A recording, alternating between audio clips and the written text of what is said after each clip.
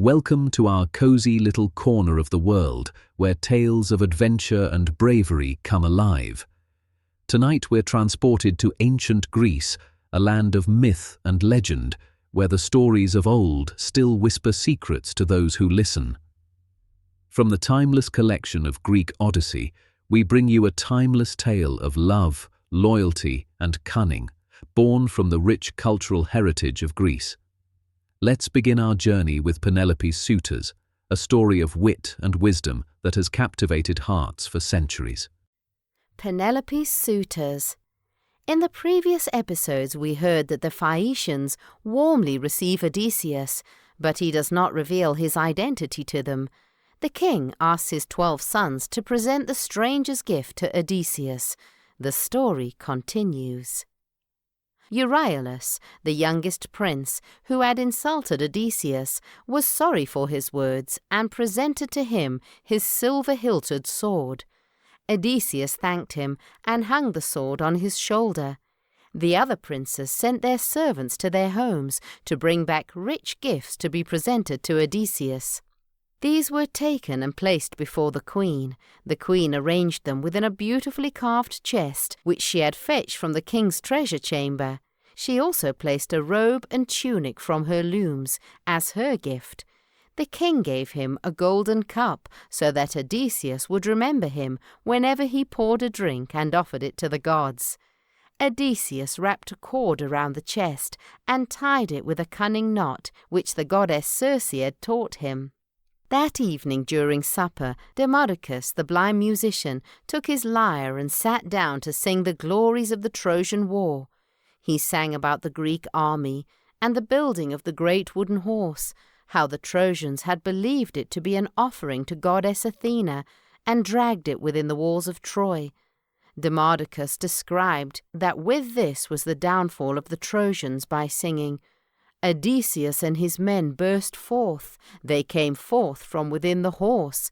They set fire to the city. The enemies were destroyed, one and all. Odysseus won the war that day. Odysseus was wily and brave. Odysseus again threw the cloak over his face and wept. He did not want the Phaeacians to see his tears, so he secretly wiped them away. But he was again seated next to the king, whose keen eyes had observed Odysseus's tears. Once the song ended, the king said, "Let no more songs be sung tonight, for there is one of us who is not happy as he listens to them. The stranger seems to have a secret sorrow, for he cries when he hears the songs of the heroes." Then turning towards Odysseus, he said, "Stranger, the ship that will take you home is waiting near the shore. Your escorts are ready, and your gifts are packed.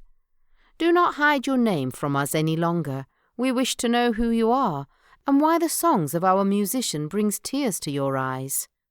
Then they gathered around the fire in the great hall. Odysseus revealed his name, and began his story from the very beginning. He recalled the great Trojan War, the defeat of Troy, and the perils he had faced on his long journey home. All who heard him were amazed, and their eyes opened in wonder. While Odysseus was relating his story,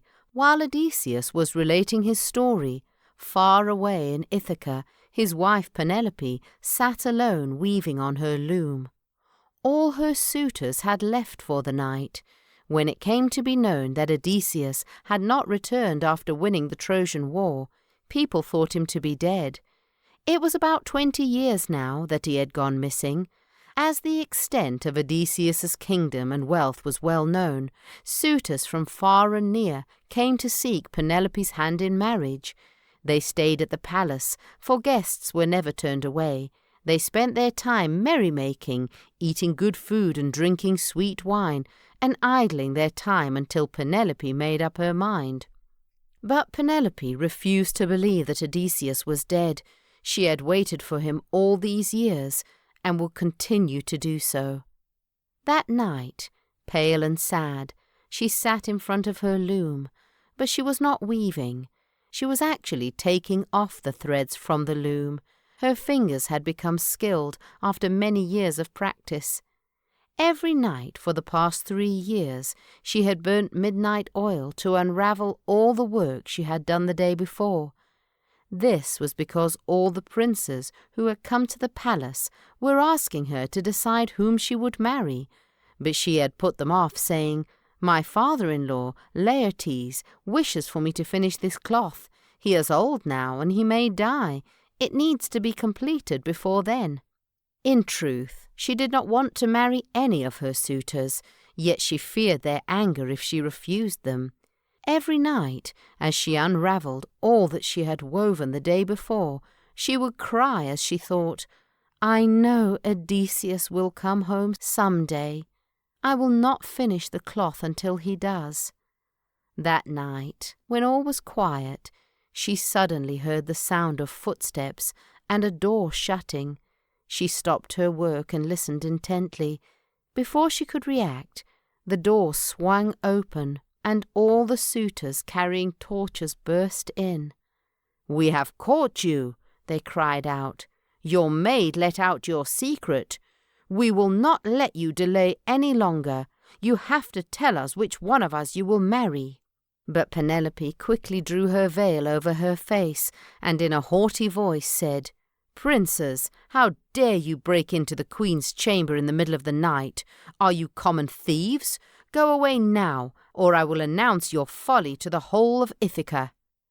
They looked at her in astonishment. They had not expected the queen to confront them so boldly. One after the other they turned and left. The last to leave was Antinous, who was also the boldest of the lot. At the door, he turned back and commanded, "You will complete the cloth by tomorrow and announce your choice of husband." Penelope shut the door behind them. She went and looked at her work on the loom sadly.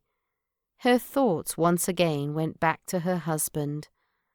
"Odysseus, Odysseus," she wailed, "where are you? When are you coming back to me?" The end. As we conclude Penelope's Suitors, remember that patience, wisdom, and loyalty can help us overcome even the most challenging situations. Download the Story Waves app from Apple or Android app stores to explore more stories from the Greek Odyssey collection and cultures around the world. A Story Waves subscription costs less than $1 a month, making it one of the most affordable ways to bring quality stories to your family. All new stories are available on the Story Waves app, and the most exciting content is only available there. Subscribe to our YouTube channel and follow Story Waves on Instagram, TikTok, and Spotify for updates on upcoming content. Thank you warmly for watching.